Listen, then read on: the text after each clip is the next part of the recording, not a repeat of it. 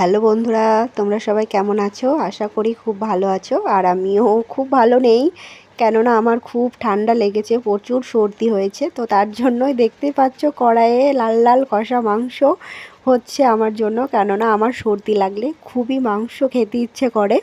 তো দেখতেই পাচ্ছ একদম কষানো হচ্ছে মাংসটা। তো আমার মতো কার কার সর্দি লাগলে এভাবে মাংসর ঝোল ভাত খেতে ইচ্ছে করে অবশ্যই কমেন্ট বক্সে কমেন্ট করো। আর ভিডিওটা ভালো লাগলে একটা লাইক করো, অবশ্যই সাপোর্ট করো, পাশে থেকো। আর তোমাদেরকে আজকে একটা সিক্রেট বলি, কারণ আমি তো প্রেগনেন্ট, সেটা সবাই জানো। তো আমি 6 মাস ধরে মাছ মাংস কিচ্ছুই খেতে পারতাম না, কারণ আমার প্রচুর গন্ধ লাগতো মাছ মাংসে। তো আজকে কেন জানি না খেতে ইচ্ছা করলো, তার জন্য তোমাদের দাদাকে বললাম, তো আমাকে এনে দিল বাজার থেকে। তো আমি নিজের হাতেই কষাচ্ছি, এই গরমের মধ্যে রান্না করছি। দেখতে পাচ্ছ আমি পুরো ঘেমে স্নান করে গেছি। আর এইদিকে আমার ছেলে স্নান করে উঠে বসে বসে মোবাইলে গেম খেলা করছে। যে আমার মাংস ঝোল আর ভাত রেডি।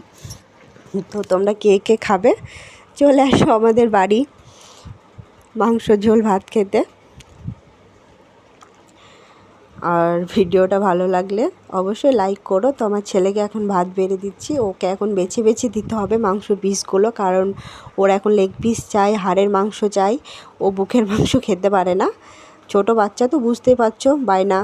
তো তার জন্য বেছে বেছে দিচ্ছিলাম। তো খেয়ে খাবে চলে আসো, টাটা।